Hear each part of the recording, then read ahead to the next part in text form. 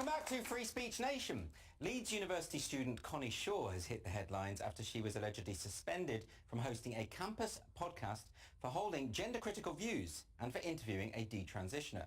So is free speech under major threat in UK universities? I'm joined now by University of Leeds student Connie Shaw. Hello, Andrew. Thank you. Welcome to the show. Thank you. I think you deserve a round of applause. Connie, so for the people who are watching who don't know what happened, perhaps you could just begin at the beginning and tell us exactly what went on. Yeah, so I was elected as the daytime editor and I started that role in September, and I was overseeing coverage on Women's Hour, Politics Hour, LGBT Hour and some other shows. And I also started a podcast of my own at the same time, and I purposely made sure it had nothing to do with LSR because I knew it'd be putting them in a difficult position, because I wanted to talk about gender ideology and I'm gender critical. And so one of my first episodes was with Charlie Bentley-Astor, and she's a detransitioner. There was some backlash about that, but nothing was said directly to me. And then I also did an interview with Linehan. Obviously we all know what, Graham Linehan is painted as an anti-trans activist. He's just a women's rights activist.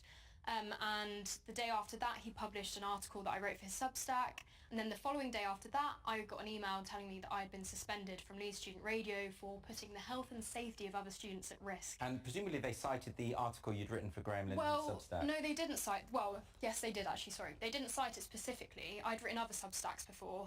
They just said that the suspension was as a result of my online activity, my Substack and my media productions. Did they give you any specifics about any of this? No, and I asked them if they could, so that I could defend myself in the interview, but of course. They didn't give me any more information. This seems to be a common repeated pattern where you've committed a crime but they won't tell you what it is, as in Kafka's The Trial. Okay, so what happened next? So I was invited to an interview, and I went to that interview, and I was told that the investigation was nothing to do with my gender critical views.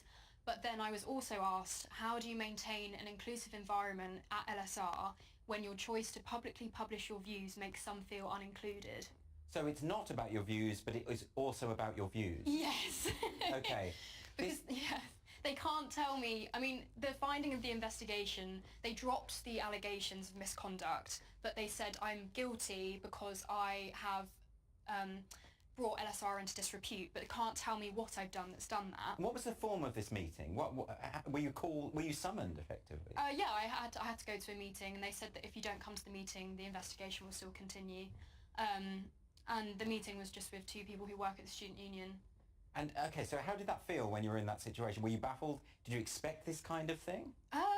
I mean, to be fair, the whole thing, I was actually surprised it didn't happen sooner. Right. But when it did end up happening, I was like, wow, this is actually happening. Yes. I mean, the interview itself, I couldn't believe some of the questions that were asked of me. I was asked, how do you support trans rights activists and trans people within LSR considering your own views?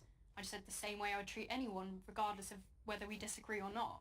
So was there implication there that you must be openly, actively supportive of this particular group? Otherwise you might be violating... Yes, I mean, that's the argument that I guess they would put forward, that why would you want to oversee a programme that you don't agree with? But that would be like the same as I wouldn't have... If I didn't select... it'd be ridiculous if I hadn't selected presenters to go on Politics Hour because I disagreed with their politics. Right. Now, presumably the people who are investigating you don't really understand the arguments that you're making, because it doesn't sound to me as though they've really read them. Yeah, I would agree with that. Yeah. Because they're talking about you being antagonistic towards a particular group, but not the case that you're making for women's rights. Yes. Which I think is presumably key to what you're doing. Well, yeah, exactly. So what will happen next? Do you have any idea? Well, the Free Speech Union has appealed on my behalf. We haven't heard anything back yet. I don't know whether they'll overturn it or not. Right. We'll see.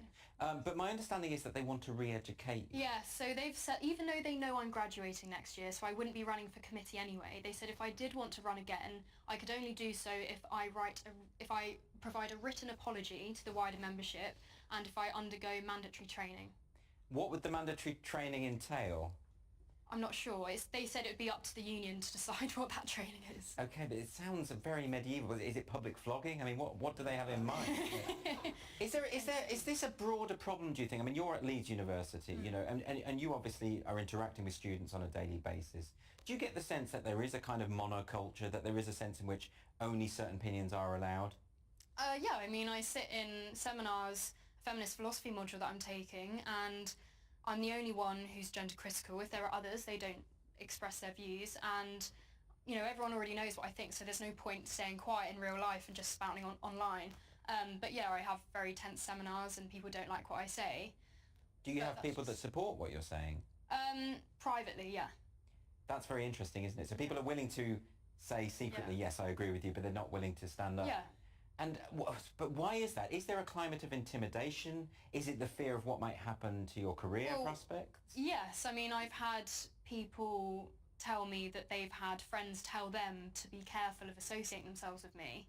I mean, the whole reason why I purchased my free speech membership was because the person who helped me edit the podcast with Charlie got in trouble with a separate society, and they told him that he needed to disassociate himself from me and my work, and if he didn't, there'd be further actions taken.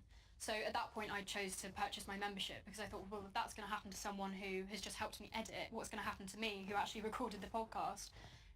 Yeah. Now, presumably, you've said that you were, in a way, anticipating some kind of reaction from the student union. You're aware of the climate that exists on campus. So you must feel very passionately about this subject. Perhaps you could just explain to us why it's so important to you. Well, I actually used to buy into gender ideology when I was at school. I started to question it just as I left sixth form. And then when that seed had been planted, coming to uni when gender ideology is everywhere, everyone's pronouns are everywhere, you can't not sort of see it. Once you notice it, you can't unsee it.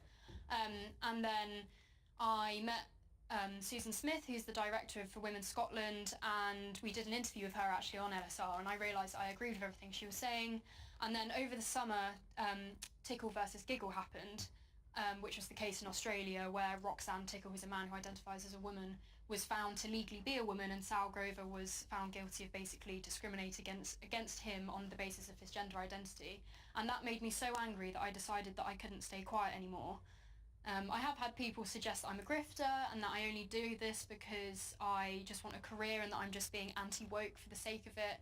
But at the end of the day, it has had real consequences on my relationships with people. I mean, I would say that yours is the majority view, but there are very few... It's not at university, though. Not at university. That's interesting. So do you think there is a genuine generational divide here? Generational and also gender divide. I mean, obviously we can see the stats in terms of the way that the gap is widening between men and women on the left and right.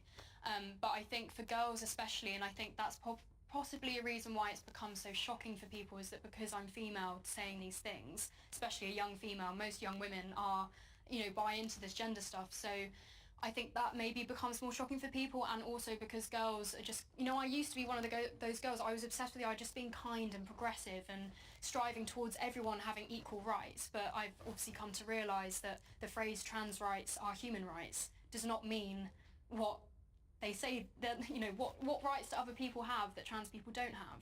It's a very good question. Finally, Connie, are you optimistic that this will all resolve itself, or is this just the start of a longer battle?